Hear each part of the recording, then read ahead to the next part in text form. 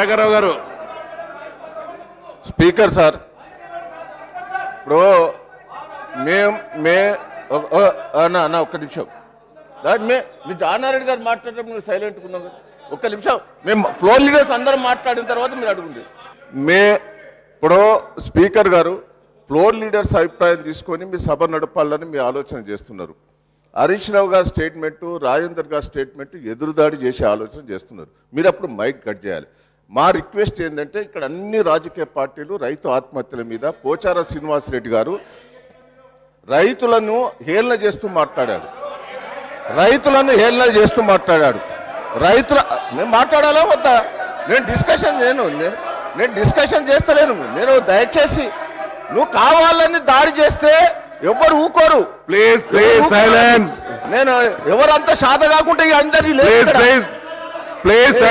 ఇక్కడ శాత కాకుండా ఫ్లోర్ లీడర్స్ ఆల్ పార్టీస్ లేరు.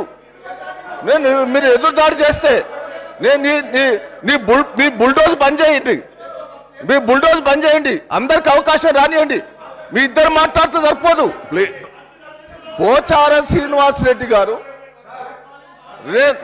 మేము సభకు పిలిచి క్షమాపణ చెప్పాలని డిమాండ్ చేస్తున్నాం. రైతుల ఆత్మహత్యల మీద హేళన చేశారు.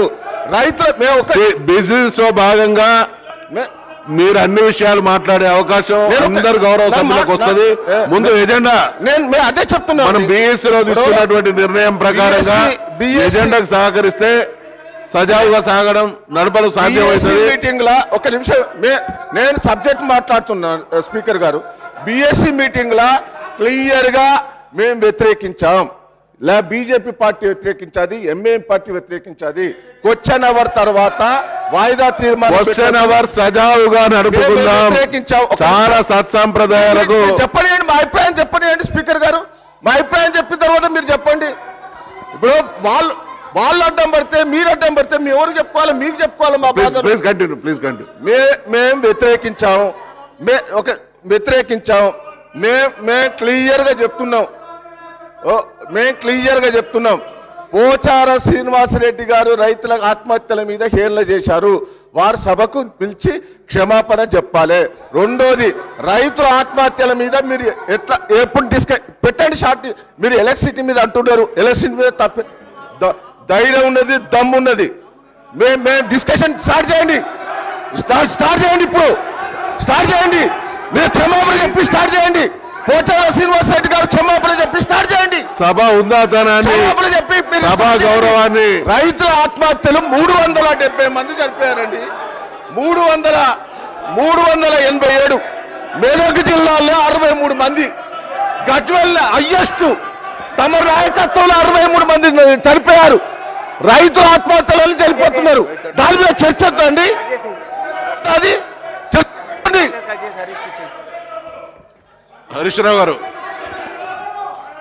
సార్, ఇప్పుడు గౌరవనీయులు దయాకర్ రావు గారు మాట్లాడితే నేను ఏం ఆశించిన అధ్యక్ష అంటే సభ జరగడానికి ఏదైనా మంచి సూచన ఇస్తారేమో, సభ జరిగే విధంగా ప్రయత్నం చేస్తారేమో, చర్చ జరుగుతుందని నేను ఆశించిన అధ్యక్ష. కానీ వారు సభ జరిగేటువంటి విషయం మీద మాట్లాడకుండా రైతుల విషయంలో మా పోచారం శ్రీనివాసరెడ్డి గారి గురించి పత్రికలో వచ్చిన వార్త గురించో ఇంకేదో మాట్లాడాలని ప్రయత్నం చేస్తే మేము చాలా మాట్లాడాల్సి వస్తుంది అధ్యక్ష. మేమేమంటున్నాం, చర్చకు సిద్ధం. మేము డెఫినెట్గా మేము మాట్లాడతాం. ఇప్పుడు మేము చెప్పాలంటే మీ చంద్రబాబు నాయుడు గారు ముఖ్యమంత్రిగా ఉన్నప్పుడు బషీర్బాగ్ చౌరస్తాలో కరెంట్ ఇవ్వమంటే రైతుల్ని పిట్టల్లాగా కాల్చేటటువంటి చరిత్ర. రైతులు ఆత్మహత్య చేసుకుంటున్నారంటే వాళ్ళకి హిస్టీరియా రోగం వచ్చిందని మాట్లాడినటువంటి చరిత్ర మీది. అట్లా చెప్పాలంటే నేను గంట సేపు చెప్పగలుగుతా. అయితే నేను దాంట్లోకి వెళ్ళదలుచుకోలేదు అధ్యక్ష. నా ఆలోచన, మా ప్రభుత్వ ఆలోచన సభ జరగాలని కోరుకుంటున్నాం. నేను చాలా విషయాలు చెప్పడానికి సిద్ధంగా ఉంది ప్రభుత్వం, కానీ నేను ఆ విషయాల్లోకి వెళ్ళట్లేదు అధ్యక్ష.